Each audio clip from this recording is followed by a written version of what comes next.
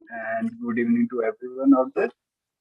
My name is Anshu Chandil, and I'm from Shimla district. I've been preparing for my civil services examination since I graduated from my college in the year 2017. After that, I went to Chandigarh for the preliminary coaching. I went to Chanakya Academy, and in subsequent years, I came in contact with Bhushan sir and the Civil Academy, who guided me very well throughout my journey in my mains answer writing, especially, as well as his valuable guidance was of immense importance in cracking the examination. Even his interview sessions were very helpful regarding the examination. So yes, I'll be very thankful to Sir Bhushan sir. Thank you so much for being a part of this journey of mine. And and वैसे I am a graduate in civil engineering. Mostly लोग civil engineers के बारे में ये perception बना के बैठे होते हैं कि इंजीनियर्स मोस्टली सब कुछ करते हैं but in the end engineering करते हैं. तो आई गेस वो थोड़ी सी गलत परसेप्शन है इन अ वे, क्योंकि engineers are like they can adapt to any field.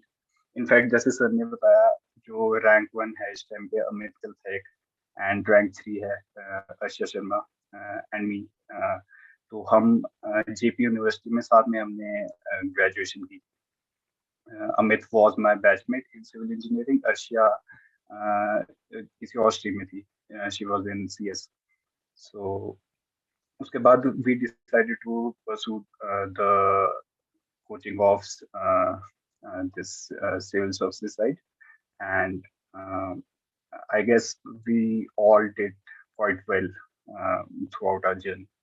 So, and Bhushan sir has been an immense part of it. क्योंकि अमित के थ्रू मैं भूषण सर से मिला था, एंड लास्ट ईयर भी मैं अपीयर हुआ था. एचएस के इंटरव्यूज तक मैंने क्रैक किया था, एंड मेंस की गाइडेंस मुझे इतनी ज्यादा वैल्यूएबल मिली थी भूषण सर के थ्रू दैट मैं जितना भी उनका थैंक्स करूँ वो काफी कम होगा. बिकॉज आंसर राइटिंग के फॉर्मेट में मैं काफी ज्यादा एक तरह से न्यू कमर था. मुझे इतना ज्यादा एक्सपीरियंस था भी नहीं आंसर राइटिंग का. तो भूषण सर ने मुझे काफी किया. मेरे आंसर्स का स्ट्रक्चर इनिशियली जो कि बहुत ज्यादा बुरा था, भूषण सर इसके बारे में आपको अच्छे से बता पाएंगे कि कितनी बुरी मेरी answer writing. How I gradually developed my answer writing skills through his guidance, through his insights. तो वो काफी ज्यादा वैल्यूएबल थे और अभी तक काफी ज्यादा वैल्यूएबल रहे हैं मेरे इस ईयर के अटेम्प्ट में. So I'll be very thankful to him. So yes, initially, now starting with how I began my preparation. In 2017 के बाद I started preparing for my UPSC, and by default he मेरे दूसरे exams such as HS and the subsequent class 2 and class 3 exams of the state PCS वो clear होते रहे. In the first attempt, I could not clear the HS examination. मैं pre भी clear नहीं कर पाया था, which is a testament to something, a saying which goes like this: failures are an immense part in your future success. So उन failure से आपको घबराना नहीं है, उनसे आपको बल्कि सबक लेना है कि how you can improve further upon your failures so that in future they can turn into a success. So in 2018 मेरा एचएस का एग्जाम तो क्लियर नहीं हुआ था, but I clear the NT examination. उसके मैं इंटरव्यू स्टेज तक पहुंचा था. And over the period of these 3 years, since 2018 to 21, I have appeared in 5 interviews of commission, 2 of which were HAS examinations, and 1 was NT examination, and the remaining were of traffic manager, as well as 1 was the recent one of executive officer. So initially, when I began my preparation, I firstly the books that I like to recommend. That firstly the answer है, sorry, firstly the newspaper, क्योंकि वो सबसे ज्यादा एक ऐसी चीज है जो कि हॉन्ट करती है स्टूडेंट्स को जो इनिशियली स्टार्ट करते हैं। सो न्यूज़पेपर इज लाइक, आपको अपने फर्स्ट अटेम्प्ट में न्यूज़पेपर पढ़ना इज वेरी इंपॉर्टेंट। मतलब don't go through the newspaper like page to page.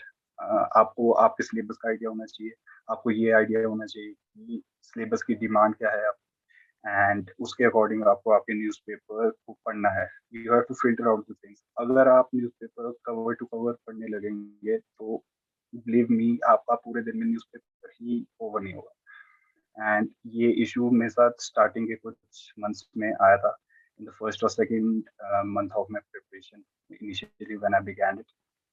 तो मुझसे newspaper was like 4 or 5 hours लग जाते थे न्यूज़पेपर को कंप्लीट करने में, and I could not find time for my other studies. So it haunted me, the thought haunted me, but I did not quit. I kept on reading the newspaper. And newspaper का ऐसा नहीं है कि आपको हिंदू ही पढ़ना है, या आपको जैसे हिंदी वाले न्यूज़पेपर में जनसत्ता ही पढ़ना है। You can refer to any newspaper, but you should be mindful of your syllabus. आपको सिलेबस के अकॉर्डिंग ही न्यूज़पेपर पढ़ना है। फॉर एग्जांपल स्पोर्ट्स सेक्शन पढ़ने की जरूरत नहीं है, जो कि पॉलिटिकल सेक्शन होता है वो पढ़ने की जरूरत नहीं है, पॉलिटिकल ओपिनियंस नहीं पढ़नी है आपको। You can skip all these topics. जो भी एग्जाम पॉइंट ऑफ व्यू से रेलेवेंट है, सिर्फ वही चीज पढ़ने की जरूरत है। And I can not like you, मैंने अपना न्यूज़पेपर सिर्फ अपने फर्स्ट ईयर ऑफ प्रिपरेशन में ही पढ़ा था। इन द सब्सिक्वेंट ईयर्स, क्योंकि फिर मेरी जॉब भी लगी, so I did not find enough time to read the newspaper. But newspaper reading in the first year of your preparation is of very, very, very big importance to you, because वो आपकी answer writing skills को एक तरह से होन करती है। आपको डे टू डे हैपनिंग्स के बारे में you get to know about it. So it is of immense important. तो न्यूज़पेपर रीडिंग को डिस्कार्ड नहीं किया जा सकता। And coming on to the book list, for the pre's, I referred to history. Uh, Firstly, we'll go subject-wise. History के लिए I referred uh, Spectrum by Rajiv Bahir. It is a very nice book. आप उसको cover to cover पढ़ सकते हैं। It is a very good book. अगर आपने वो बुक पढ़ ली तो आपको किसी और बुक को रेफर करने की आई गेस जरूरत नहीं पड़ेगी for the history section, modern history. As far as it goes about ancient and medieval history, अब you have to see about the cost benefit analysis of your exam as well, क्योंकि ancient and medieval के questions इतने ज़्यादा relevant नहीं होते हैं। As far as the cultural section goes, वो ज़रूर आपको पढ़ने की ज़रूरत है। The culture section के लिए मैंने रेफर की थी नितिन सिंघानिया की बुक, जिसमें भी मैंने सिर्फ selective study करी, and the selective study goes by only chapter 1 and chapter 2 of Nitin Singhania, which mostly consist of cultural section. क्योंकि I'm of the belief that culture section of ancient and medieval are the most relevant as far as the examination goes. So, और अगर in fact अगर आप उस section को totally discard भी कर देंगे तो भी it won't be such a big issue, because I personally did not discard the section, but मैंने उसके लिए सिर्फ सिलेक्टिव स्टडी ही करी थी। So these were the sources for history. And coming on to geography. And for geography section, I believe that चाहे आप UPSC की तैयारी कर रहे हैं, चाहे आप स्टेट पीसीएस की तैयारी कर रहे हैं, चाहे आप किसी भी लेवल की तैयारी कर रहे हैं, चाहे it is allied services examination, आपको class 11th and class 12th की एनसीईआरटी से बाहर जाने की बिल्कुल जरूरत नहीं पड़ेगी, बिकॉज आई बिलीव दैट कि उन्हीं बुक से most of the topics cover हो जाते हैं, and they cover the topics quite efficiently also. And secondly I like to add कि जो ज्योग्राफी का सेक्शन है वो इतना ज्यादा रेलेवेंट सेक्शन नहीं है as far as the HS examination goes, क्योंकि उसकी वेटेज थोड़ी कम है in the in the overall scheme of things. तो आपके लिए 11th एंड 12th की एनसीईआरटी बुक्स, क्योंकि पर्सनली मैंने भी सिर्फ 11th एंड 12th की एनसीईआरटी ही रेफर करी। And coming on to the next one, the polity. Politically, I guess we all know polity की एक ही बाइबल है जो कि आपको पढ़नी ही पड़ेगी no matter what. So polity के लिए लक्ष्मीकांत को पढ़ना ही पड़ेगा। एंड उसके अलावा आई गेस किसी और चीज को रेफर करने की जरूरत तक नहीं है, ना एनसीईआरटी, कुछ नहीं, बस पॉलिटी। एंड पॉलिटी जैसा ही नाम आए सामने तो Laxmikanth is the only name that should come into one's mind. And fourthly, for economy, and I'll again be frank, मैंने इकोनॉमी के लिए कोई स्पेसिफिक बुक रेफर नहीं करी थी। Yes, I had NCERTs of 11th and 12th जो कि आपका बेस काफी अच्छे से स्ट्रांगली बना देती है। आई रेड देम वंस, मैंने उनको थॉरली नहीं पढ़ा था, but yes I gave them a reading, मैंने उन्हें एक बार पढ़ा था।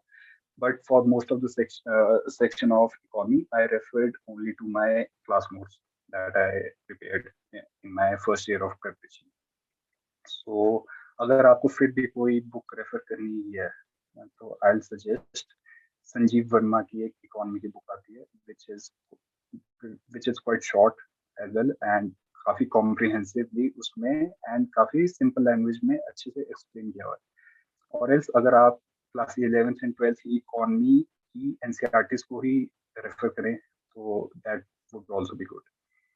And coming on to the other section, yeah, sorry, I forgot to mention economic survey and budget, both of national level and state level. State level का survey तो ऐसा है कि you can not afford to skip it, आपको वो पढ़ना ही है।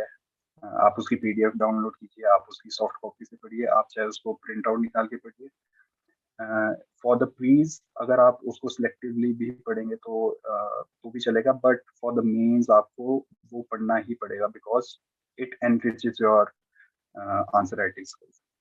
आपको काफी अच्छे कंटेंट उससे मिलेंगे। अगर आप आंसर राइटिंग में रेफर करेंगे इकोनॉमिक सर्वे का तो it aids to your aids to the value of your answers. So और जो नेशनल लेवल की budget and economic survey, I guess अगर आप उनका समरी टाइप्स भी कहीं से भी, चाहे आप यूट्यूब रेफर कीजिए, चाहे आप गूगल को रेफर कीजिए, चाहे आप उसको पूरा भी पढ़ना चाहे, बट आई गेस ये इतना पूरा पढ़ना फिजिबल नहीं होगा। सो आई गेस अगर आप यूट्यूब एंड गूगल पे स्टिक करेंगे तो उसकी समरी आपको अच्छे से मिल जाएगी एंड समरी भी काफ़ी है। But as far as state goes आपको इकोनॉमिक सर्वे एटलीस्ट काफ़ी अच्छे से पढ़ना पड़ेगा। So this was the economic section. Coming on to environment, again environment I guess most of the aspirants Shankar Ayers की book ही refer करते हैं। I referred Shankar Ayers book as well, but environment का section recent years में कुछ ऐसा हो गया कि they ask more about the current affairs which are related to environment. So EVS की book के लिए I guess Shankar Ayers is good enough plus the current affairs.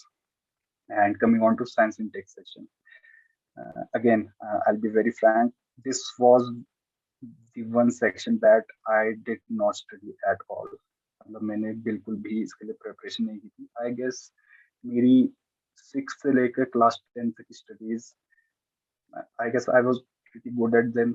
And जो भी क्वेश्चन मोस्टली एग्जाम में पूछे जाते हैं पिछले 3 साल में, जो भी क्वेश्चन पूछे जा रहे हैं, science and tech covers almost 8 to 10 questions about it. एंड मुझे उनमें से मोस्टली 3 से 4 क्वेश्चन अच्छे से अटेम्प्ट हो जाते हैं। And for rest of the section मैं बस उनकी तरफ, रेस्ट ऑफ द क्वेश्चन मैं उनकी तरफ देखता भी नहीं हूँ। एंड बिकॉज आई नो कि वो मुझे नेगेटिव मार्क्स ही दिखाएंगे। अगर मैं उस पर तुक्का मारने की भी ट्राई करूंगा वो नेगेटिव ही होंगे। सो मैं उनको अटेम्प्ट तक नहीं करता हूँ वो वाले क्वेश्चन। सो अगर फिर भी किसी स्टूडेंट को बुक रेफर ही करनी है तो I guess class 9th and class 10th की NCERTs are the best best material that you can refer. वो आई गेस आपके, मैं ये तो नहीं बोलूंगा वो आपके सारे क्वेश्चंस सही करा देंगे, but out of 8 questions 4 to 5 questions can be easily covered from these books। ठीक है, ये हो गया आपके मेन जो 6 सब्जेक्ट्स होते हैं। And coming on to current affair section, current affair section के लिए मैंने first year of my preparation मैंने विजन की मंथली मैगजीन को रेफर किया था। विजन और इनसाइट्स आप कुछ भी रेफर कर सकते हैं। I guess these both sources are quite nice. But इनके current affairs are more oriented towards UPSC. And ये मुझे फर्स्ट ईयर के अटेम्प्ट के बाद पता चला, सिंस मेरा फर्स्ट ईयर के अटेम्प्ट में मेरा प्री क्लियर नहीं हुआ था, मुझे ये उसके बाद रियलाइज हुआ। सो आप इनको भी पढ़ सकते हैं, बट एक्चुअली ये इनफ नहीं होंगे आई गेस, क्योंकि आपको भी पता है स्टेट के एग्जामिनेशन में किस टाइप के करंट अफेयर के क्वेश्चन पूछे जाते हैं, which are quite static. And उन स्टैटिक को कवर करने के लिए I needed a source which was concise, which was easily available, and जो मेरा ज़्यादा टाइम कंज्यूम ना करे. So I refer to YouTube, which is I guess a sea of knowledge at this point of time. आप कुछ भी search करें, आपको YouTube पे instantly you can get the videos about it or Google it. Same goes for Google also. आप कुछ भी search करें, you can find it easily. So for the YouTube section, sorry, for the current affairs section, I refer to YouTube. So YouTube में आप चाहे study IQ की videos, daily videos, monthly videos, anything. I just recommend कि source इतना ज़्यादा important नहीं है, but sticking to one source is very very important to you, because अगर आप एक source पे stick नहीं करेंगे तो it will be kind of कि आप एक source पढ़ रहे हैं and then you are not revising and then you are switching to some other source, this will not be of any help to you. So I'll suggest कि आप कोई एक source pick कीजिए and then stick to it. So for current affairs section, I recommended Vision IS notes, uh, Vision IS current affair magazines or insights, and to substantiate YouTube, and any of the YouTube videos will be fine. Personally, I refer to Study IQ or GK Today. You can stick to any of these because I felt they are quite good enough. And for the Himachal section, Himachal section as a section, you cannot ignore it. It is one of the most boring section. और मतलब I found it one of the most boring section, but it is also one of the most important section if you want to clear a examination. Obviously, अब HS का exam निकालना, you cannot expect कि आप हिमाचल को पढ़े बिना उस exam को क्लियर कर दोगे. So for Himachal, in my first year of preparation, I refer to Balokhda book. अब वो बहुत बड़ी बुक है. It is kind of like Bible. मतलब बाइबल, दो बाइबल भी कंबाइन करते हैं तब भी वो नहीं बनती. इतनी मोटी बुक देख के ही most of the aspect knowledge हो जाता है. So so I guess, but still you have to be smart about it. And वो आपको cover to cover नहीं पढ़नी है. You can skip the economy section of Balokhda, because I'll tell you कि जो economy का section है वो आपका economic survey काफी अच्छे से cover कर देगा, because economic survey आपको पढ़ना ही पड़ेगा. You cannot shy away from it. So I guess if you can skip the economy section of Balokhda, वो आपका economic survey अच्छे से cover कर देगा. You can stick to, I guess, the history section, the politics section, as well as the district profile, which I found is of quite importance. In the initial years, it was of quite a big relevance for the HS examination, but अभी के पिछले 1 या 2 साल से ज़्यादा focus economy पे हो रहा है. And when I say economy, I mostly refer to the economic survey. Economic survey से काफी ज्यादा क्वेश्चन पूछे जा रहे हैं, but you can not deny the importance of geography, history and politics of Himachal, जो कि आपकी बलोखड़ा के इनिशियल वाले सेक्शन अच्छे से कवर कर दें. And you have to be smart about it. इतनी बड़ी बुक पूरी पढ़ने की जरूरत नहीं है. You have to stick to your syllabus, you have to know your syllabus, and syllabus के अकॉर्डिंग ही आपको उसकी प्रेपरेशन करनी है एग्जाम्स की. Now this was the strategy for pre's that I followed, and now coming on to the exams, जो कि pre की मेरी strategy exams, which was quite simple. I guess UPSC में आपको जगल करना पड़ता है, टाइम की शॉर्टेज होती है और काफी एनालिटिकल क्वेश्चन होते हैं. बट प्रीज में आई गेस एचएस में ऐसा कोई इशू नहीं होता है. यू गेट द क्वेश्चन, अगर आता है तो यू कैन डू इट, अगर नहीं आता है तो देन आपके पास दो ही ऑप्शन बचते हैं, या तो आप उसमें तुक्का मार दीजिए या तो फिर थोड़ा एनालाइज करके सोचिए. एंड अगर आपने अपने सिलेबस को अच्छी तरीके से पढ़ा है देन आई एम श्योर कि आपको वो क्वेश्चन इन द एंड याद आ जाएगा. And as far as attemptation goes, मेरी अटेम्पटेशन मोस्टली रहती है 80 to 85 क्वेश्चंस के बीच.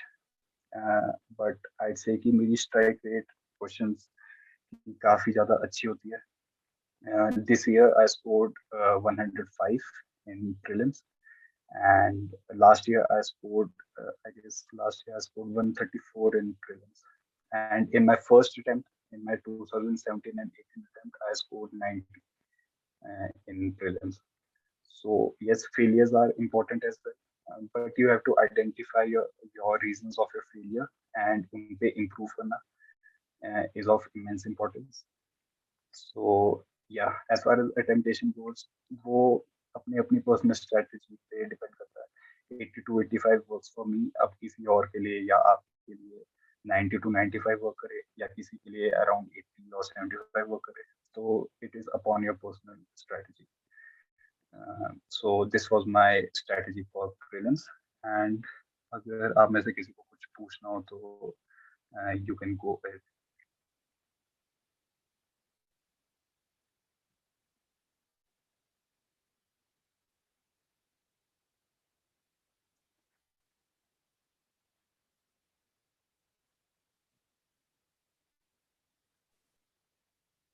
Hello hello. Sir, hello. Anthropology option के लिए आपने कोई टेस्ट सीरीज ज्वाइन की थी? एक्चुअली मैं एंथ्रोपे अभी आऊंगा, but anthropology coming on to your question, anthropology मैंने कोई टेस्ट सीरीज ऑफ नहीं करी थी बिकॉज मैं करना चाहता था ऑफ, बट मेरे पास इतना टाइम था नहीं क्योंकि my job did not allow me to go for the test series. Regarding the pre, अगर कोई क्वेश्चन होगा रिगार्डिंग द प्री स्ट्रेटजी और समथिंग, या बुक लिस्ट या कुछ alternate source.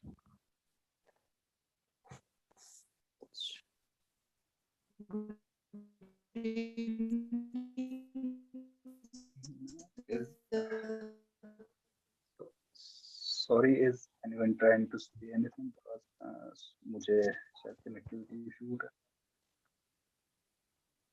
Hello, good evening, sir. Hello, good evening. Hello. Hello. Hello, good evening, sir. Hello, good evening.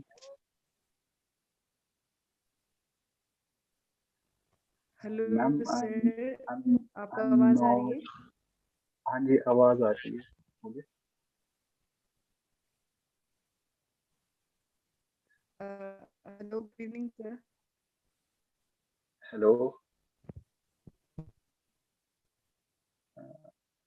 I guess connectivity issue है. Hello.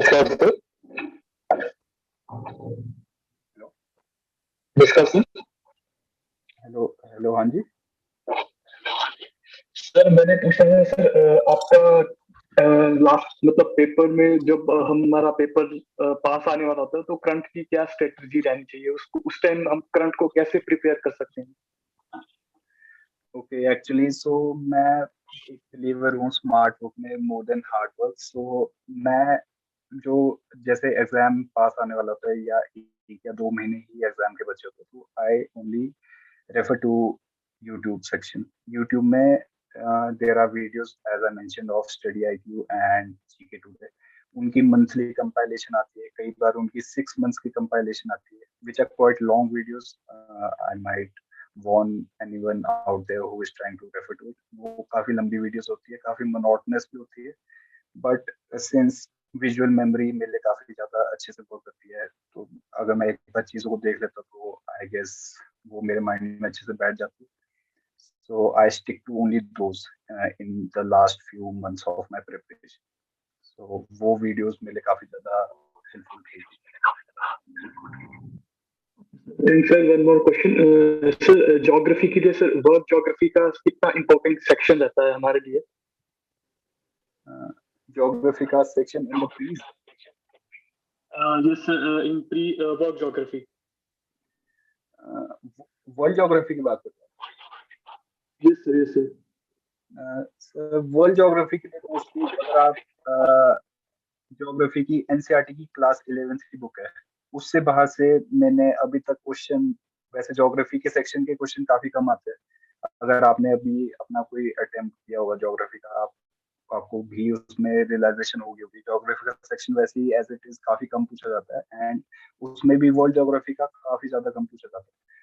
तो उसमें भी geography में अगर आप क्लास 11th की एनसीईआरटी को ही रेफर करेंगे, if you stick to it, I guess उससे बाहर से कभी भी क्वेश्चन नहीं आती। मोस्टली उसमें टोपोग्राफी के क्वेश्चन होते हैं, आई गेस कभी कभार क्लाइमेट के क्वेश्चन आ जाते हैं। Climate as in sea currents के भी मैंने इतने ज्यादा क्वेश्चन वैसे देखे नहीं है, बट आई गेस एक या दो क्वेश्चन सी करंट्स के।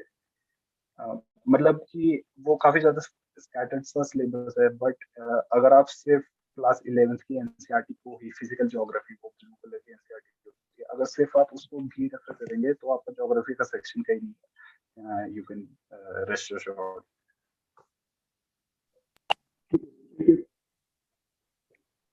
Okay, so can we. Good evening sir, मुझे पूछना था हाँ। कि आपने प्री में कितने क्वेश्चन अटेम्प्ट करे थे इस बार? इस बार वही मैंने जैसे मेंशन किया, प्री में आई गेस मेरी अटेम्प्टेशन 80 to 85 रहती है। इस साल आई गेस मैंने 83 के अराउंड अटेम्प्ट किए थे, एंड मेरा स्कोर आई गेस 105 एंड 106 के अराउंड था, एज पर द आंसर की that came out. Okay sir, और लास्ट सर ईयर मुझे भी। पूछना थी, हाँ जी, मुझे पूछना था कि अभी जैसे जीएस के मार्क्स अपलोड हो चुके हैं, तो आपके कितने मार्क्स बने उसमें? जीएस के मार्क्स मेरे 461 है total, as in 461 in GS, and anthro में मेरे ऑप्शनल में मेरे 128 है, एंड सेक्शन वाइज जीएस 1 में 80, जीएस 2 में 90, जीएस 3 में आई गेस 130 और समथिंग लाइक दिस। और सर इंटरव्यू में? हाँ, इंटरव्यू में 130। 130। Okay sir, thank you so much. Sir cut off कितना गया था इस बार मेंस के लिए? जब मेंस का कट ऑफ था 437।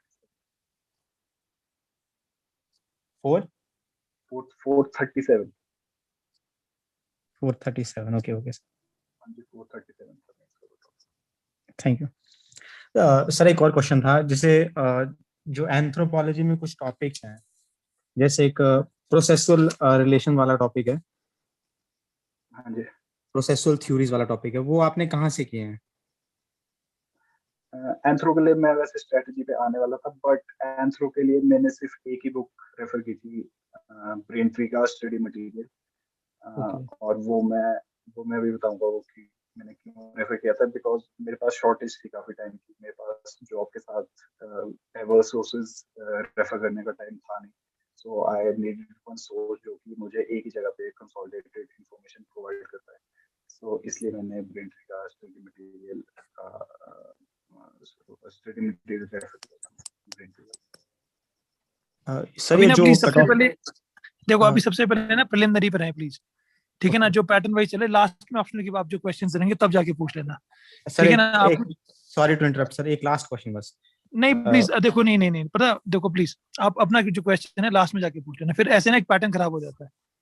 आप पूछ लेना, कोई दिक्कत नहीं। मेंस से रिलेटेड है इंटरव्यू, सॉरी सब्जेक्ट से रिलेटेड नहीं, ऑप्शन से रिलेटेड नहीं। चलो पूछ लो। सर जो कट ऑफ बताया आपने, वो जनरल का कट ऑफ है क्या? हाँ, 437? वो जनरल का कट ऑफ। हाँ जी, हाँ ठीक जी, है, वो thank you sir, 437 general. Thank you. So I guess we can move on to our main strategy now. So yes, coming on to means, क्योंकि since मेरा पहले वाले attempt में नहीं clear हुआ था, please, I attempted means in my second attempt, which was in 2019. 2019 में I came into contact with Bhushan sir through Amit, and Bhushan sir की गाइडेंस से मैंने उनकी टेस्ट सीरीज ज्वाइन करी, मेंस की आंसर राइटिंग सीरीज। उन्होंने मेरे स्किल्स को काफी होन किया, एंड आई रिकमेंड प्लीज के लिए, अगर आप टेस्ट सीरीज को ज्वाइन करे ना करे that is up to you, but for the mains I strongly recommend कि आप टेस्ट सीरीज को ज्वाइन करें, because if there is someone that can evaluate who can tell you about the shortcomings, it is of immense importance. Because mains की answer writing अगर आप कर भी रहे हैं एंड आप उसको किसी से इवेलुएट नहीं करा रहे, तो it is like shooting in the dark. मतलब आप लिखते रहेंगे and then you will never come to know कि आपकी शॉर्टकमिंग्स कहाँ पे है। सो आई विल सजेस्ट, और आपके पास ऑलरेडी एक काफी ज्यादा अच्छे सोर्स अवेलेबल है, तो आई विल सजेस्ट कि आप भूषण सर से ही अच्छे से गाइडेंस ले इस बारे में। So now coming on to the sources for means, sources more or less मेरी strategy sources के regarding यही रहती है कि sources जितने कम हो उतना ज़्यादा best होता है आपके लिए। तो sources मैंने अपने बहुत ही ज़्यादा limited रखे, mostly sources मैंने यही रखे थे जो कि मेरे previous के sources थे, barring एक या दो books, जैसे कि हिस्ट्री के लिए मैंने एक्स्ट्रा एनसीईआरटी रेफर करी ताकि मेरी थोड़ी आंसर राइटिंग एनसीईआरटी के पॉइंट ऑफ व्यू से भी डेवलप हो। बाकी यस, जैसे कि मैंने 2019 में ही मेरी जॉब भी लगी थी सेक्रेटेरिएट में, एंड 2019 में ही मेरा फर्स्ट अटेम्प्ट था मेंस का। So I had to be smart about it, because job के साथ and answer writing coaching and Chandigarh आना एंड वो सब जगल करना वाज क्वाइट डिफिकल्ट। सो मैंने स्ट्रैटेजी एक्चुअली ये फॉलो करी थी उसमें कि मैंने मेंस का सिलेबस डाउनलोड कर लिया था।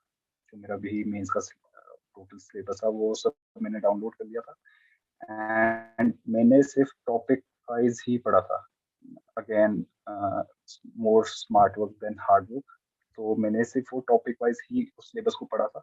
एंड क्योंकि साइड बाय साइड आपको पता ही है 2 महीने का टाइम मिलता है आपको प्रीज एंड मेंस के बीच में, यूजुअली ऑन एन एवरेज 2 महीने का टाइम मिलता है, एंड उसमें आपको आपका ऑप्शनल भी प्रिपेयर करना है, आपकी आंसर राइटिंग भी करनी है। इन केस अगर आप वो ऑलरेडी तैयार नहीं कर रहे हैं आंसर राइटिंग, तो आपको उसी टाइम पे आंसर राइटिंग भी तैयार करनी है एंड ऑप्शनल भी करना है, एंड आपको जीएस का सिलेबस भी कंप्लीट करना है। So it gets quite difficult. तो इसलिए मैंने सिलेबस वो बैटन जो कि ये एचपीपीएससी की साइट पे ऑलरेडी अवेलेबल है, मैं इसका सिलेबस डाउनलोड किया।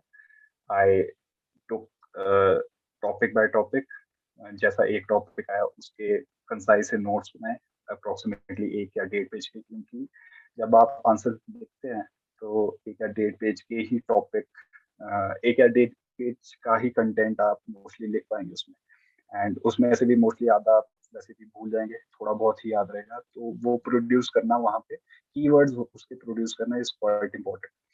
मीन्स में सच आई थिंक कि आपके पास कंटेंट ऑलरेडी होता है, क्योंकि आप ऑलरेडी प्री क्लियर करके आ रहे हैं, तो प्री आपका बिना कंटेंट के क्लियर थोड़ी होता है।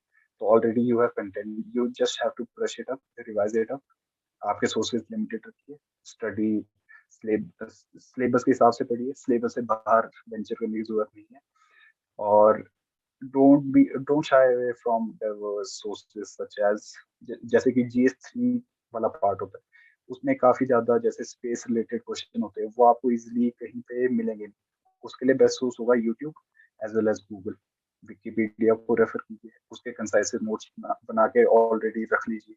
जैसे कि एक आईटी पॉलिसी होती है हिमाचल की, अब वो आपको किसी स्पेसिफिक बुक में डेली मिलेगी तो it is well and good, but अगर ना मिले तो आप IT policy Himachal Pradesh Google पे सर्च कीजिए, you can find the IT policy. उसके कीवर्ड्स या की पॉइंट्स आप मेंशन करके कहीं पे भी नोट डाउन करके रख लो अपने पास, and then revise it and then reproduce it in the exam. So this was my strategy for means sticking to limited sources. Sources mostly वही थे जो कि मैंने प्रीस में रेफर किए थे, तो वो मेंस में भी मेरे वही सोर्सेज काम आए थे। रिविजनिस्ट की इकोनॉमिक सर्वे को आप इग्नोर नहीं कर सकते, एंड एंड बाकी बाकी ऑप्शनल, ओके ऑप्शनल के लिए मैं थोड़ी देर में आऊंगा। बाकी आंसर राइटिंग इन मेंस, वैसे तो मुझे भूषण सर ने काफी अच्छे से गाइड किया है आंसर राइटिंग के लिए, एंड मैंने अपने स्किल्स को भी थोड़ा होन करने की कोशिश करी थी फिर मैं ओन आंसर राइटिंग एंड थोड़ी सी अपनी strategy and by looking.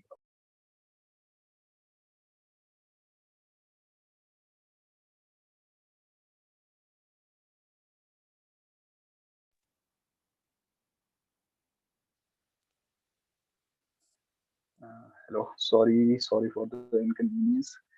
So I was saying कि मैंने यस मेंस के लिए भूषण सर ने मुझे काफी अच्छे से गाइड किया था एंड उनकी आंसर राइटिंग, उनकी टेस्ट सीरीज, उनकी इवैल्यूएशन ने मुझे काफी ज्यादा हेल्प किया था। एंड जो मेंस की आंसर राइटिंग की स्ट्रेटजी होती है, थोड़ा सा मैं उसके बारे में आपको बता देता हूँ कि मैंने क्या फॉलो किया था। मैंने अपने फर्स्ट अटेम्प्ट में क्या फॉलो किया था एंड सेकंड में क्या फॉलो किया था।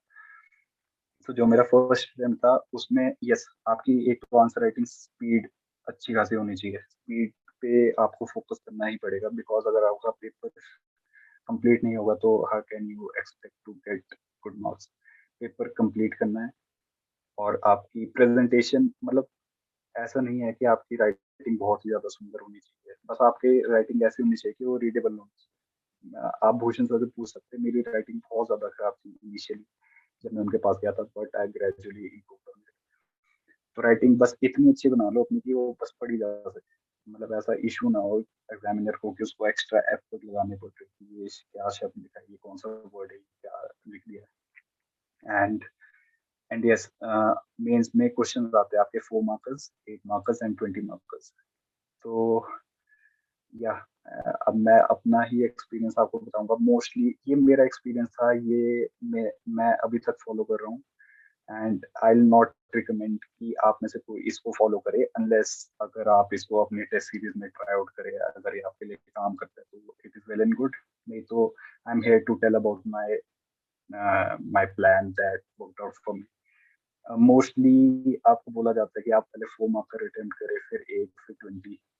बट हाँ, इनिशियली मैं भी यही फॉलो कर रहा था, बट लास्ट ईयर जब मैं मेंस में अटेम्प्ट करने बैठा अपना पेपर, तो पता नहीं why I switched on to 20 markers first.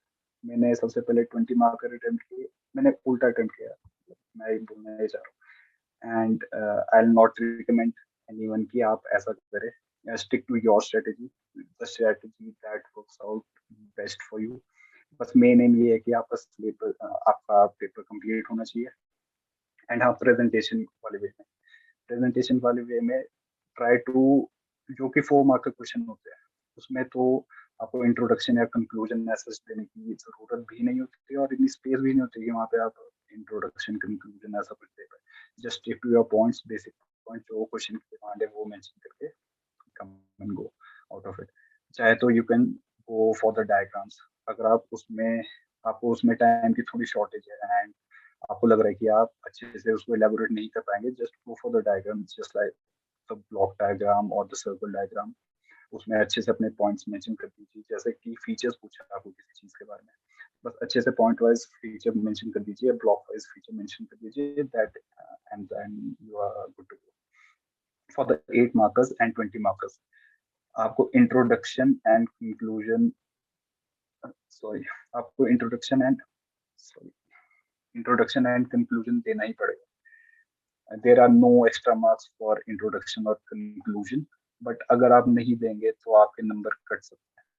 तो अपने नंबर को एनहांस करने के लिए तो आपको इंट्रोडक्शन एंड कंक्लूजन काम नहीं आएंगे, बट अगर अपने नंबर सेव करने हैं तो आपको देने ही पड़ेगा। और कुछ बहुत ज्यादा इलेबोरेट कंक्लूजन नहीं होना चाहिए, बस सिंपल एज इट की hence such and such is quite important for this। बस इतना भी वर्क करेगा। कंक्लूजन मतलब देना ही है for both for 8 markers and 20 markers. And yes, जो आपकी बॉडी वाला पार्ट होता है, बॉडी वाले पार्ट में try to mix it up bit, मतलब कि जहाँ पे डायग्राम पूछे तो वैसे डायग्राम है नहीं। एंड हाँ, डायग्राम के बारे में भी इम्पोर्टेंट चीज, आपको पेपर में ये माइंडसेट लेके जाना है कि आपको डायग्राम बनानी ही है। अगर ज्यादा नहीं तो हर दूसरे क्वेश्चन में डायग्राम बनाना ही है। अगर आप ये सोच के जाएंगे तब आप ऑलमोस्ट 1/3 क्वेश्चन में डायग्राम बना के आएंगे। अगर आप इनिशियली ही ये सोच के जा रहे हैं कि मैं 1/3 क्वेश्चन में डायग्राम बनाऊंगा, बिलीव मी आपसे 4 या 5 क्वेश्चन से ज्यादा डायग्राम नहीं बन पाएंगे। So try to incorporate diagram, मतलब वो आपकी ऑब्वियसली वो आपकी आंसर राइटिंग की प्रैक्टिस आपकी जितनी ज्यादा होगी उस पर वो डिपेंड करेगी। So yes, answer writing practice is very important and I hope ये वाली strategy आगे आपके थोड़ी काम आएगी। And before moving on to the interviews, मेरे interviews कैसे हुए, so तो any questions about the means या उसके रिगार्डिंग कुछ भी? Hello sir. Hello hello ma'am. Sir मेरा क्वेश्चन ये था कि आपने जो लैंग्वेज के पेपर थे हिंदी और इंग्लिश, सर आजकल सभी ऐसे कहते हैं कि वो बहुत टफ आते हैं, तो आप मुझे उसके सोर्सेज बताएंगे आपने क्या फॉलो किया था उसके लिए? मैम अभी तक मैं बहुत ही जेन्युइनली आंसर कर रहा हूँ एंड मैं इसमें भी जेन्युइनली आंसर ही करूंगा। मैंने कोई एक्स्ट्रा एफर्ट नहीं दिया था हिंदी एंड इंग्लिश में, बिकॉज आई फेल्ट कि मेरी English is okay enough and Hindi भी आई गेस मेरी ठीक ठाक है। मतलब कि इनिशियल ईयर्स में जब मैंने एलाइड के एग्जाम्स लिखे थे तो मुझे वहां से रियलाइज हो गया था कि मुझे एक्स्ट्रा एफर्ट देने की जरूरत नहीं है। सो हिंदी के लिए फिर भी अगर आपको बुक रेफर करनी है तो there is this one book, sorry मैं बुक का नाम भूल रहा हूँ इस टाइम पे। व्याकरण भारती। एक्चुअली मैंने अमित ने ये बुक साथ में ही ली थी एंड मोस्टली हमने पढ़ा इसी बुक से था। आई होप कि उसने भी इसी बुक से पढ़ा होगा। मैंने भी थोड़ा बहुत जो मैंने हिंदी के लिए पढ़ा था वो इसी बुक से पढ़ा था एंड इंग्लिश के लिए तो मैंने कोई बुक रेफर नहीं करी थी। So I will be very sorry, मैं इस केस में सॉरी आपको गाइड नहीं कर पाऊंगा बिकॉज मैं कोई ऐसा सोर्स नहीं बताना चाहता जो मैंने खुद भी ट्राई नहीं किया। So it's okay sir, thank you. Mister sir. हाँ जी सर। सर मुझे सर ये बताइए सर, आपने अपने एस्से के लिए क्या स्ट्रेटजी अपनाई थी एस्से राइटिंग के लिए? यस, ऐसे राइटिंग में से वैसे स्किप हो गया था। ऐसे राइटिंग के लिए मैंने वैसे इतना ज्यादा फोकस नहीं किया था इनिशियली, बट जैसे जैसे एग्जाम पास आया तो लास्ट के 1 या 2 हफ्ते में I went on to a blog of UPSC topper, his name is Anudeep Durishetty. तो उनके ब्लॉग से मुझे काफी ज्यादा हेल्प मिली थी। उन्होंने काफी अच्छे पॉइंट्स मेंशन किए थे अपने ब्लॉग में जो कि मैं अभी समराइज करने की कोशिश करूंगा आपके लिए। जैसे कि आपकी इंट्रोडक्शन थोड़ी इम्पैक्टफुल होनी चाहिए एंड आपको आपके कोट्स थोड़े बिफोर हैंड प्रिपेयर होने चाहिए आपके पास। जैसे कि आप हर टॉपिक मतलब ब्रॉड सा एक टॉपिक पिक करिए, जैसे वेमेन एम्पावरमेंट के लिए आप कोई सा भी कोट गूगल पे सर्च कीजिए, आपको उसके ऑथर द्वारा वो वाला कोट मिल जाएगा एंड देन मेमोराइज इट। उसी तरह एनवायरनमेंट पे कुछ उसी तरह से आपको कास्टिज्म रेसिज्म या इस टाइप पे कुछ, तो वो आपकी हेल्प करेगा आपके स्टार्टिंग एंड एंडिंग में। एंड कुछ होते हैं quotes that are very general in nature जो कि आप कहीं पे भी फिक्स कर सकते हैं, कहीं पे भी यूज कर सकते हैं।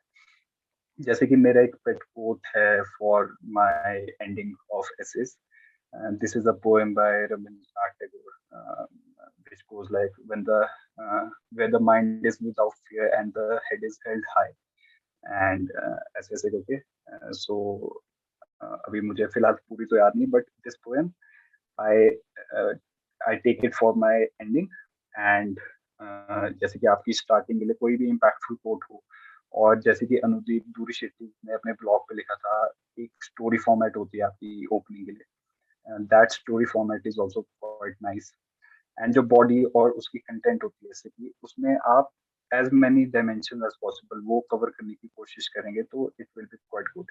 सच एज कि आपको वुमेन एम्पावरमेंट पे कोई ऐसे आया लिखने को, तो उसमें आप पहले उनकी हिस्टोरिकल बैकग्राउंड कवर कर लीजिए, उसके बाद आप उनका सोशल एस्पेक्ट्स, उसके बाद इकोनॉमिक एस्पेक्ट्स, उसके बाद कल्चरल एस्पेक्ट्स, मतलब ये सारे मतलब आपको डाइवर्सिफाई करना है ऐसे को। And same goes for answer writing, आपको as many dimensions as possible cover करनी है, तो it will be I guess helpful in your essay writing as well as answer writing. Sir one more question sir, जो ऐसे ऐसे आते हैं वो क्या करंट रिलेटेड ही होते हैं कुछ ऐसे के टॉपिक्स? नहीं, ऐसा ऐसा ऐसा कोई गिवन नहीं होता है, करंट रिलेटेड भी आ सकते हैं। जैसे कि आर्टिकल 370 पे जम्मू एंड कश्मीर पे आई गेस लास्ट ईयर के एचएस में पूछा गया था ऐसे, क्योंकि उस टाइम पे आर्टिकल 370 रिसेंटली हटा था। तो कई बार ऐसे क्वेश्चन भी आते हैं, कई बार जनरलाइज से भी, कई बार आपको कोट भी दे दिए जाएंगे, कई बार आपको फिलोसॉफिकल ऐसे भी आएगा लिखने को। मतलब यू हैव 4 और 5 ऑप्शंस, आपको जरूरी नहीं है कि आपको मतलब कि आई गेस आप एक या दो टॉपिक पे प्रिपेयर कर सकते हैं, जैसे एनवायरनमेंट पे प्रिपेयर कर दिया, कोई जैसे आपने हल्का सा मतलब कंटेंट वाइज एनवायरनमेंट पे या कोई कल्चरल इशू पे, एंड आपको ऑब्वियसली उसमें चॉइसेस मिलती है, तो you can go by your choices. जरूरी नहीं है कि आपको एक ही अटेम्प्ट करना है या दूसरा ही अटेम्प्ट करना है, वो आप अपने हिसाब से पिक कर सकते okay sir, thank you so much. हैं। Okay, so any more questions about means? Can I move forward to my interview experience?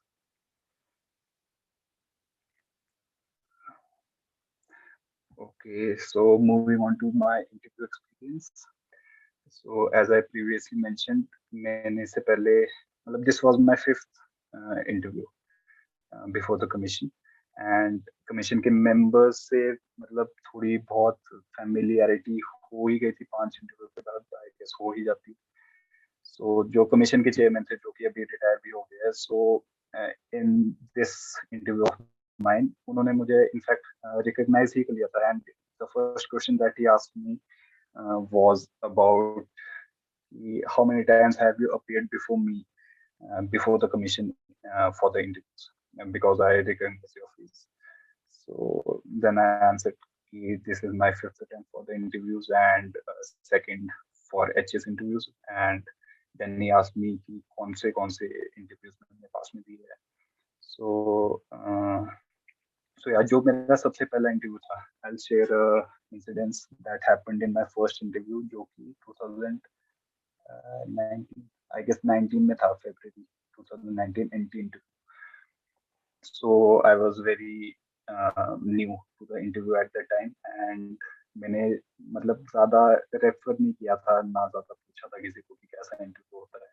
मतलब I was quite raw at that time, and मैं इंटरव्यू मतलब panel के सामने गया, chairman sir थे वहाँ पे एंड अदर मेंबर्स थे जो कि बाहर से रिप्रेजेंटेटिव थे, and I was I guess मतलब आई थॉट कि I will be very short on confidence, but ऐसा इनफैक्ट हुआ नहीं इधर, हुआ इसका उल्टा। I was quite confident, I was answering their questions, I was having interaction, but एक चीज जो मैंने बहुत ज्यादा मेसअप कर दी थी, I went into an argument with one of the members. मतलब उस टाइम मुझे इतना ज्यादा आइडिया था नहीं कि आपको अपना स्टैंड कितने हद तक लेना होता है, कितना ज्यादा लेना होता है, कितना कम लेना होता है, and when you should stop, when you should not, and I went into an argument with one of the members, and I just stuck to my point and he just stuck to his point, and वो I guess काफी ज्यादा heated argument भी हो गई थी, and I did not score as you can guess, मैं उसमें काफी अच्छा स्कोर नहीं कर पाया था उस इंटरव्यू में। So I improved in my second attempt, जो कि सेकंड इंटरव्यू था मेरा एचएस का इंटरव्यू। So उसमें मैं आई गेस मैंने थोड़ा इम्प्रूव किया था। Last year I scored 100 I guess 105 100 something like that in my interview, and उसमें मेरी माइनस इम्प्रूवमेंट तो थी, but I needed to brush up some more. And third and fourth interview of mine वो मेरे job के बाद थे, मतलब जब मैं जॉब लग गया था तो वो मेरे जॉब के बाद थे, एंड वो मेरे काफी चिल्ड आउट इंटरव्यू थे, because I did not have that pressure over my head anymore कि मुझे ये जॉब क्लियर करनी है, ये इंटरव्यू क्लियर करनी है। And once that pressure went away, तो मेरे interview in fact third and fourth interview काफी अच्छे हुए थे। Third interview was traffic manager, जो कि मेरा सिर्फ एक नंबर से रह गया था। I guess cut off was 68 and मेरे इंटरव्यू में 67 मार्क्स थे। And the fourth interview, in fact, वो मैंने क्लियर किया था, but I opted not to join it, the EO and secretary one. उसमें मुझे secretary की post offer हुई थी, but I did not join it. So yes, I'm trying to say कि आप जितना चिल्ड आउट होकर इंटरव्यू देंगे, बोलना बहुत आसान है, आई नो, मतलब कि अब मैं यहाँ बैठ के आप सबको ये ज्ञान दे रहा हूँ कि चिल्ड आउट होके दो, ज्यादा टेंशन मत लो, बोलना बहुत आसान है, वहाँ पे उसको प्रोड्यूस करना बहुत मुश्किल होता है, but try, you can try कि आप थोड़ा सा चिल्ड आउट होकर इंटरव्यू दे सके, because they are just trying to have an interaction with you, क्योंकि वो आपसे कुछ स्पेसिफिक आपसे ये नहीं पूछ आपकी नॉलेज टेस्ट तो बिल्कुल नहीं कर रहे हो, क्योंकि आपकी नॉलेज ऑलरेडी प्रीज एंड मेंस में टेस्ट हो चुकी है, obviously you are expected to know some things जो कि जनरली पता होनी ही चाहिए, क्योंकि आप इंटरव्यू तक पहुंचे हैं। बेसिक नॉलेज आपको हर चीज के बारे में होनी चाहिए, जो कि आई गेस आपको होगी, क्योंकि आपने एग्जाम ऑब्वियसली क्लियर किया है। प्रीज एंड मेंस क्लियर करना इतनी ज्यादा इजी बात नहीं होती। So obviously you'll be having some knowledge about any of the things that they might be asking. And secondly, थोड़े से आपको करंट अफेयर्स ब्रश अप करने होंगे इंटरव्यूज में। जैसे कि दिस ईयर मेरा most of the interview was about my job profile, and since it was about my job profile and I enjoy my job as, so I am very invested in my job, so वो मेरे लिए काफी ज्यादा workout किया। And मेरा interview इस साल was the best of all of the interviews that I have given. So yes, मेरा job profile पे इंटरव्यू था मेरा, एंड सेकेंडली उन्होंने आई गेस मेरी नेटिव प्लेस के बारे में, वहाँ की हिस्ट्री के बारे में क्वेश्चन पुट अप किए थे। थोड़े सिचुएशनल क्वेश्चन थे जो कि आई गेस आप प्रिपेयर होके जाते हैं सिचुएशनल क्वेश्चन के लिए, like if you are an SDM of this area, so what steps are you going to take for the betterment of the area, or to reduce the drug menace, or to reduce the traffic issue, stuff like this।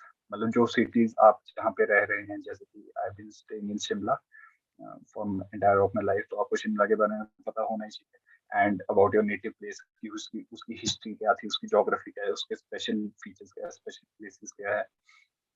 And then lastly आपको chairman sir question पूछते थे, अब तो chairman sir change हो गया है। जो chairman sir question पूछते थे उनका एक स्पेसिफिक पैटर्न रहता था, वो मोस्टली आपको IR से रिलेटेड क्वेश्चन पूछते थे। Static question like ASEAN, like Kaladan multi modal project, like the BRI, so static question like these, like UN, like UNSC, like WHO, like WTO, ऐसी बॉडीज के बारे में आपको क्वेश्चन पूछे जाते हैं।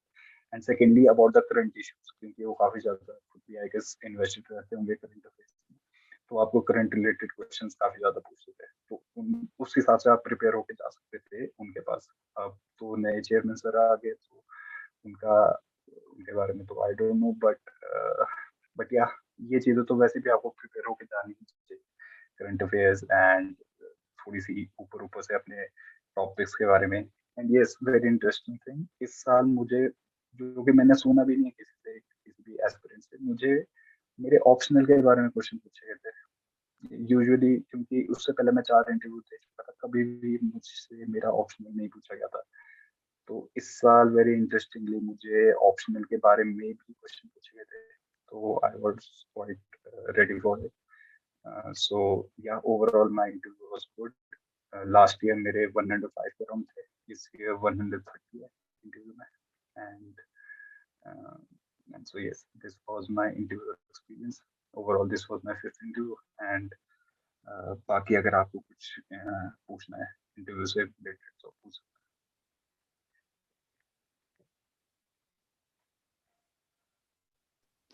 Good evening, sir. Good evening. Sir, I would like to ask that whether there were any questions regarding your graduation subjects from engineering or something. Yes, there were questions. मतलब कुछ interview में पूछे थे, कुछ interview में नहीं पूछे थे। मोस्टली अगर आपकी ग्रेजुएशन सब्जेक्ट्स काफी स्ट्रॉन्ग है, then you can be prepared about it, तब तो आपको कोई इशू नहीं होगा उनको टैकल करने में। बट कुछ स्टूडेंट्स होंगे मेरी तरह होंगे, मतलब आई बी वेरी फ्रैंक, मुझे ये नहीं पता मेरी ग्रेजुएशन कंप्लीट कैसे हुई है। I just completed it for having a degree, बस डिग्री मिल जाए and then I can switch over to the service side. And मुझे अपने ग्रेजुएशन के बारे में कुछ आइडिया नहीं, तो आई एम वेरी प्रिपेयर्ड कि अगर वो सामने से कुछ भी क्वेश्चन पुट अप करेंगे, आई will be very Frank and I will just say sorry sir, I am not very much invested in my subject of graduation right now. So frankness काफी ज्यादा काम आती है आपके इंटरव्यू में। जो क्वेश्चन आपको नहीं आते, just say no, think about it.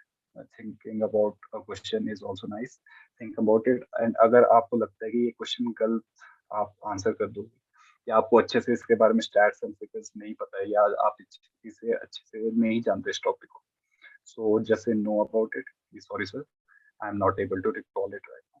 Because गलत आंसर देने से 100 टाइम्स बेटर है just be frank and saying and accepting कि आपको वो क्वेश्चन उस टाइम पे नहीं आता. Thank you, sir. ओके.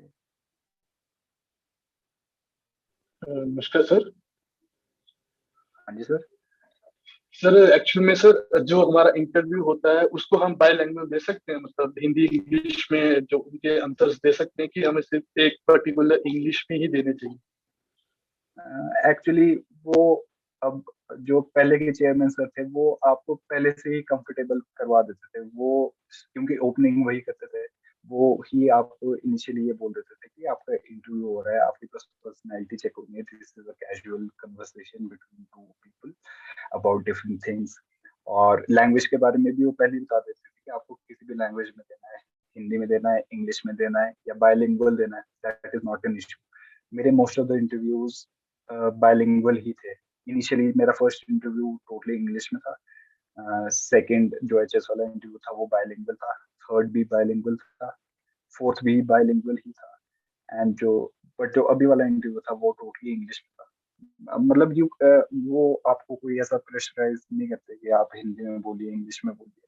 मतलब आप बोलते बोलते भी बीच में हिंदी में स्विच कर सकते हैं. बस आपको मेन पॉइंट ये है कि आपको अपनी बात समझानी है इंटरव्यूज को. वो आप चाहे इंग्लिश में बोल के समझा, चाहे हिंदी में बोल के समझा, चाहे बाइलिंगुअल बोले, चाहे दोनों साथ साथ बोले, that is not an issue.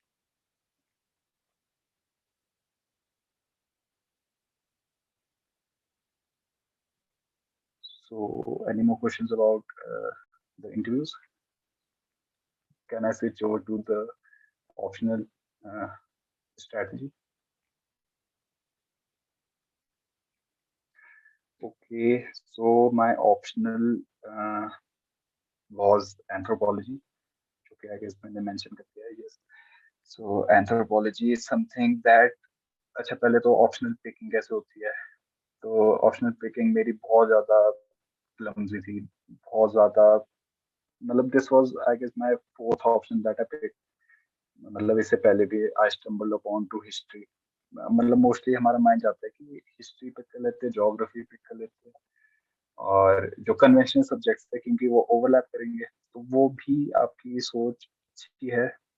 But अगर आपका इंटरेस्ट उसमें नहीं बन रहा है या आपको लग रहा है कि लेटर स्टेज पे आके आप उसे स्विच कर जाएंगे, तो मतलब there is no use picking it.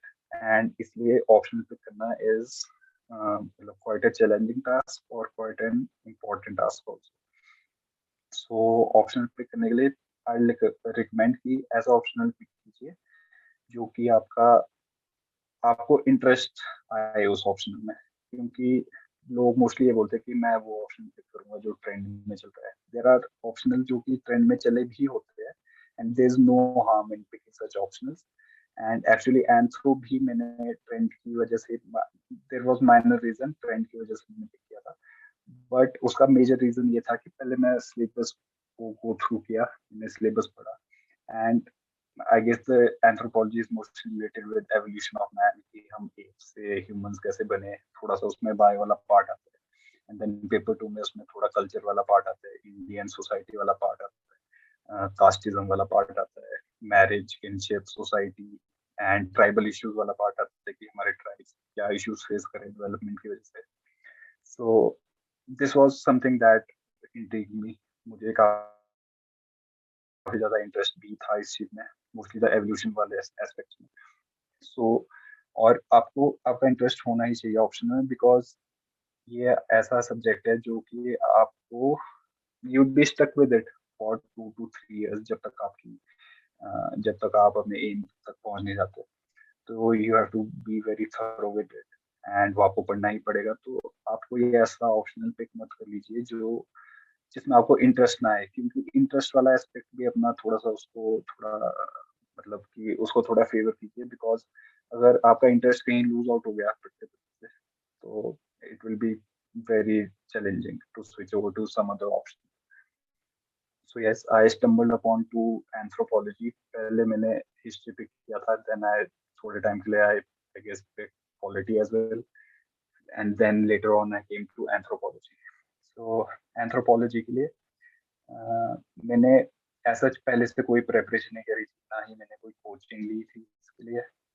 And mostly anthro का की प्रिपरेशन मैंने स्टार्ट करी थी लास्ट ईयर, मतलब जो मेरा लास्ट अटेम्प्ट था एचएस का, मतलब मेरा सेकंड अटेम्प्ट, उसमें आई गेस मेरे पास इनहेरेंट एडवांटेज था सिंस मेरे प्रीज में 135 मार्क्स थे, जो कि आंसर ही आती है उसके अकॉर्डिंग मेरे 135 मार्क्स थे प्री में। सो मेरे को ये इनहेरेंट एडवांटेज हो गया कि मुझे पहले से रियलाइज हो गया था, प्री लिखते ही रियलाइज हो गया था कि मेरा प्री क्लियर हो जाएगा। So I had a head start. मैंने स्टडी मटेरियल इकट्ठा किया, थोड़ा रिसर्च की स्टडी मटेरियल के बारे में। I needed to find something जो कि मुझे एक ही जगह पे कंसाइज मिले। मतलब देयर आर ऑब्वियसली, मैंने उसके लिए स्ट्रेटजी फिर ये फॉलो करी कि मैंने यूट्यूब वीडियोस देखी जो कि टॉपर्स थे पास्ट ईयर के। There is one strategy by Ashima Mittal, I guess वो 2017 में वन ऑफ द टॉपर्स थी। उनका एंथ्रो ऑप्शनल था, मैंने उनकी वीडियो देखी, उनसे सोर्सेज के बारे में पढ़ा सुना, बट जो उनके सोर्सेज थे वो थोड़ी यूपीएससी ओरिएंटेड थे। ऊपर से जो उनके सोर्सेज थे उसको पढ़ने में आई गेस मुझे 5 या 6 महीने आराम से लग जाते। सो आई नीडेड समथिंग जो कि मेरा 2 या 2.5 महीने में कंप्लीट हो जाए, एंड देन मुझे इतना टाइम भी मिल जाए कि मैं उसे एक बार फिर से रिवाइज भी कर पाऊँ। So then I came across this source, which is Braintree Study Material. ये आपको 3 बुकलेट्स मिलती है कंसोलिडेटेड फॉर्मेट में, एंड ये सिलेबस ऐसा है कि आपको इससे बाहर वेंचर करने की जरूरत नहीं पड़ती, आपका टोटली सिलेबस इससे कवर हो जाएगा Braintree के स्टडी मटेरियल से। So last year I studied from only that source. Again I downloaded the syllabus and मैंने syllabus wise ही पढ़ा, मैं syllabus से बाहर बिल्कुल वेंचर नहीं किया। I also downloaded the past years question papers as well, और उनको स्टडी किया कि वो कैसे क्वेश्चन आ रहे हैं, कौन से टॉपिक से ज्यादा पूछे जा रहे हैं, कौन से टॉपिक से बिल्कुल नहीं पूछे जा रहे हैं, उनको बस फिल्टर आउट कर दिया, उनको थोड़ा कम फोकस किया उन टॉपिक्स पे। जिन टॉपिक से ऑलमोस्ट हर सेकंड ईयर क्वेश्चन आ रहे हैं उन पे ज्यादा फोकस करना, and it worked out very well.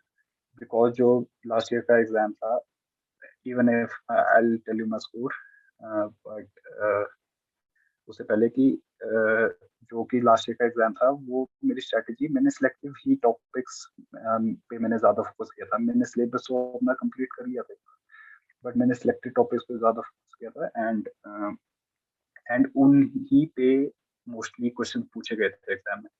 तो लास्ट ईयर मेरा स्कोर था 111, जो कि आई गेस इतना ज्यादा अच्छा स्कोर नहीं है ऑप्शनल के regarding, but anthro on a whole last year इतना ज्यादा अच्छा स्कोर नहीं कर पाया था। आई गेस मैंने फिर पूरी मार्क लिस्ट चेक करी तो मेरे मेंस में आई गेस मेरे 5th और 6th हाईएस्ट थे 111। आई गेस एंथ्रो में हाईएस्ट 134 थे, एंड देन सब्सिक्वेंटली मैंने ऐसे ऐसे करके उसकी मार्किंग थी। So I stuck with the same optional this time also, and sources were the same. जैसे कि मैंने बोला, प्रीज मेंस एंड सब चीजों में सोर्सेज आप लिमिटेड रखिए, बस उसको बार बार ही रिवाइज कीजिए। एंड बस मैंने एक एडिशनल सोर्स उसमें ऐड किया था, which is anthropology simplified by Vivek Bhasmi. उसमें उसका एडवांटेज ये है कि वो भी कंसाइज मटेरियल है, एक ही जगह पे आपको सब कुछ मिल जाता है, प्लस उसमें एडिशनल चीज ये है कि उसमें आपको डायग्राम्स मिल जाते हैं, एंड एंथ्रोपोलॉजी में डायग्राम्स का role is very very huge, मतलब स्पेशली इन पेपर, क्योंकि उसमें आपको बाय वाले कुछ पार्ट्स आते हैं जिसमें आपको हैंड्स के डायग्राम बनाने होंगे, आपको स्कल के डायग्राम बनाने होंगे, आपको एप्स के डायग्राम बनाने होंगे, आपको टूल्स के डायग्राम बनाने होंगे, जो कि हम टूल्स पहले यूज करते थे, हमारे एप्स यूज करते थे। ग्रेजुअली वो कैसे इंप्रूव हुए, हैंड एक्सिस के, लीवर्स के, फीवर्स के, बोरर्स के। So you get the idea what I am trying to say. मतलब वो वाले सारे डायग्राम्स उसमें काफी अच्छे से मेंशन थे, and then try to incorporate such diagrams in paper too as well, मतलब फ्लो चार्ट, सर्कुलर डायग्राम्स, मतलब flow cycle, anything will go. बस आपको आपका पॉइंट ऑफ व्यू अच्छे से समझाना है एग्जामिनर को।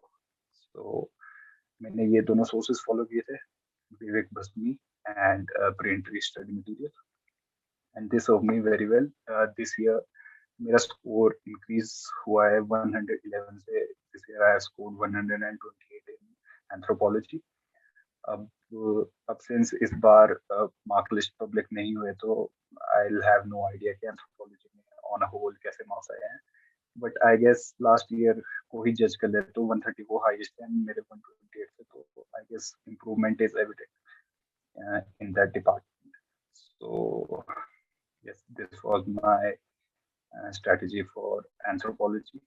Yeah, I know ये काफी ज्यादा छोटी सी स्ट्रेटजी थी एंथ्रो के लिए specially, but since I was a working professional, मेरे पास इतना ज्यादा टाइम था नहीं, तो मैं अलग अलग सोर्सेज से, डाइवर्सिफाइड सोर्सेज से ये पढ़ता था इन चीज़ों को. So I had to stick to some source जो कि कंसाइज था, जो कि एक ही जगह पे अवेलेबल होता था. So I stick with the sources that I already mentioned. So any questions about anthro or optional for that? Sir, I have a question regarding the anthropology optional. Sir, जैसे अभी मेंस में there like question का जो marks distribution होता है, like 10 marks और 20 marks, और जो आंसर शीट होता है it's a blank booklet, entirely blank booklet. उसमें हाउ डू यू डिफाइन कि आपको 10 मार्क्स के लिए कितना लिखना है एंड 20 के लिए कितना लिखना है, उसका टाइम डिस्ट्रीब्यूशन कैसे करना है? क्योंकि लास्ट में जो 20 मार्क्स का लास्ट क्वेश्चन होता है, तो मैंने भी मेंस दिया था, तो मेरा लास्ट वाला दोनों पेपर में, पेपर 1 पेपर 2 दोनों में I couldn't write, I wanted to write but time ही नहीं मिला मुझे. तो वो टाइम कैसे उसमें डिवाइड करना है और मार्क्स के अकॉर्डिंगली कैसे कितना लिखना है? ओके, सो एक्चुअली मतलब उसमें पहली बात तो आंसर ऑप्शनल में for that matter unlimited sheets होती है, वो नाम की होती है, वो जितनी दी हुई होती है वो बहुत मुश्किल से भरी जाती है.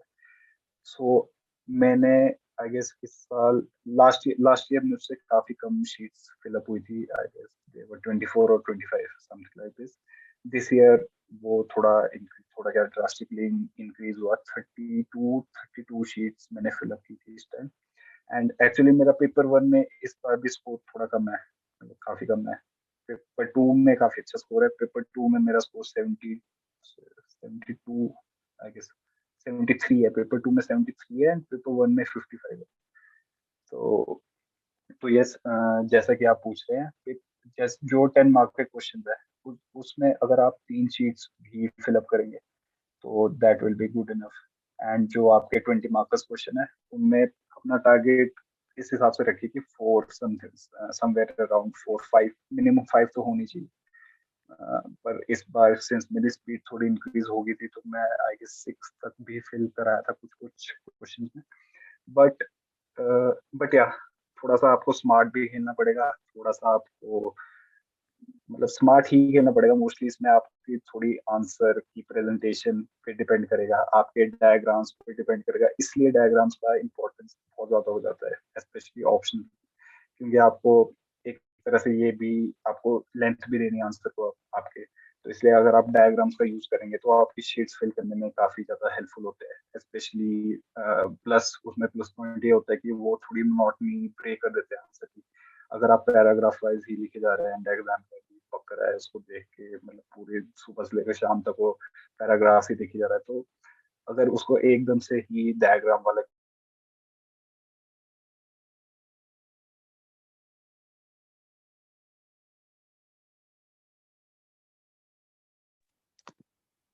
सॉरी तो यस आई वाज सेइंग कि अगर उसको कोई ऐसी आंसर शीट देखने को मिलती है जिसमें डायग्राम्स हो तो he finds it very interesting. वो मोनोटनी ब्रेक करती है, मतलब उसका माइंड भी रिफ्रेश करती है and then refresh mind might fetch you more marks. So या और in addition to filling up your space, और मतलब ये भी नहीं होना चाहिए कि एक्सप्लिसिटी हो जाए कि आपको आंसर के बारे में कम पता है इसलिए आप डायग्राम ऑलमोस्ट आपने आधी शीट में डायग्राम ही बना.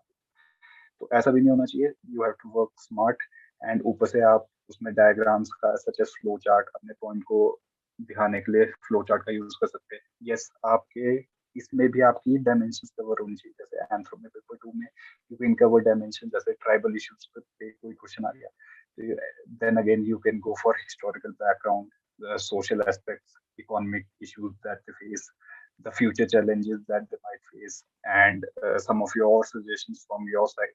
मतलब इस तरह से dimensions cover कीजिए.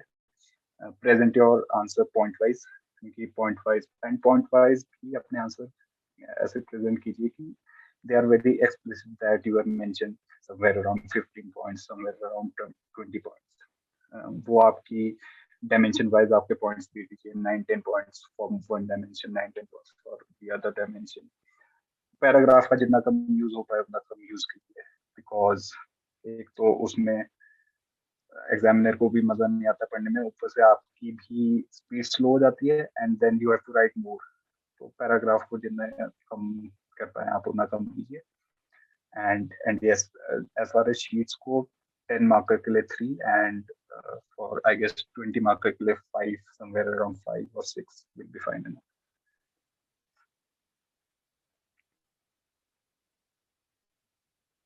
Thank you, sir. Okay, ma'am. So, any more questions about this or on a whole about anything else जो कि आप पूछना चाहें? सर लास्ट टाइम के स्कोर में और इस टाइम के स्कोर में आपका कितना डिफरेंस था और आपने वो गैप ब्रीच करने के लिए क्या एक्स्ट्रा एफर्ट किया? एक्चुअली वैसे ओवरव्यू के हिसाब से देखा जाए लास्ट टाइम एंड इस टाइम के स्कोर में काफी ज्यादा फर्क था नहीं. Last year my score was 459 and this year my score is 461. But अगर आप उसको अच्छे से एनालिसिस करेंगे, एक्चुअली लास्ट ईयर की कट ऑफ थी 455 फॉर जनरल मेंस की cut off 455 and my score was 459. मतलब कि उससे ही क्वाइट एविडेंट था कि मेरा जस्ट ही क्लियर हुआ था, मतलब मेरिट में आई was quite low last year. तो इस साल मेरा स्कोर 461 है, बट इस साल मेंस की कट ऑफ ही 437 है. तो दैट इज मतलब इट इज क्वाइट एविडेंट उससे कि मार्किंग इस बार काफी स्ट्रिक्ट हुई है. एंड या मेरी ड्रास्टिक इम्प्रूवमेंट तो नहीं है इन द जीएस वंस. मेरी मेन इम्प्रूवमेंट आई है इन माय ऑप्शन, क्योंकि उसमें आई गेस मेरे somewhere around 17 to 18 marks increase हो गए इस साल पिछले साल से. बट जो जीएस है उसमें मोस्टली ओवरऑल मेरे मार्क्स मोर और लेस कंसिस्टेंट है. बट इस बार का पैटर्न भी थोड़ा अलग था. जिन्होंने इस बार का मेंस दिया वो उन्हें आइडिया होगा कि इस बार एसए के लिए शीट्स भी ऑलमोस्ट हाफ थी. यूजुअली 10 शीट्स होती है, इस साल एसए के लिए 5 शीट्स ही अवेलेबल थी. तो that got me by surprise. And essay में इस साल बहुत ही ज्यादा कम स्कोर भी हुआ है, क्योंकि मैंने अमित से पूछा, क्योंकि my score in essay is 53 this time around and last year मेरा 56 था. तो आई वाज फीलिंग लाइक कि ये तो काफी कम स्कोर है. तो मैंने अमित से भी क्रॉस वेरीफाई किया, मैंने अर्शिया से भी क्रॉस वेरीफाई किया.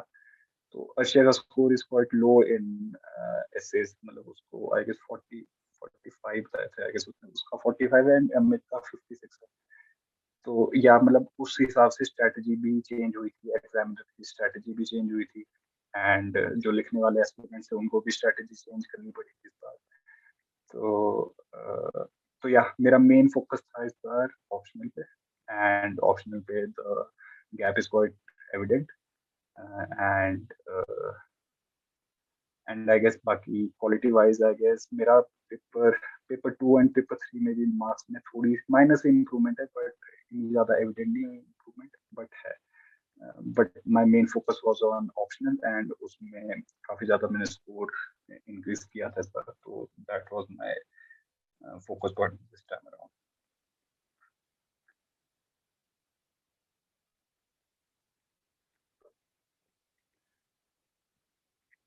So guys, any more question about anything on the whole? Sir GS3 का जो पेपर है वो काफी स्कोरिंग होता है, मैंने आपका स्कोर देखा 113 के आसपास है. तो उसके लिए क्या स्ट्रेटेजी होनी चाहिए? एक्चुअली GS3 का पेपर काफी ज्यादा जनरलिस्टिक सा ही पेपर होता है मोस्टली. उसके लिए अगर आप इकोनॉमिक सर्वे हिमाचल का, क्योंकि मैंने काफी अच्छे से इकोनॉमिक सर्वे रेफर किया था मैंने, और yes you can mention the surveys in your answers. अब जैसे वैसे प्रेफरेबल होता तो नहीं है अगर आप जैसे कोई एस्पिरेंट्स पूछते हैं कि कितना ब्लफ चल सकता है आंसर राइटिंग में, मींस के आंसर राइटिंग में. तो ब्लफ खेलना मतलब is quite risky also, but they can fetch you marks as well.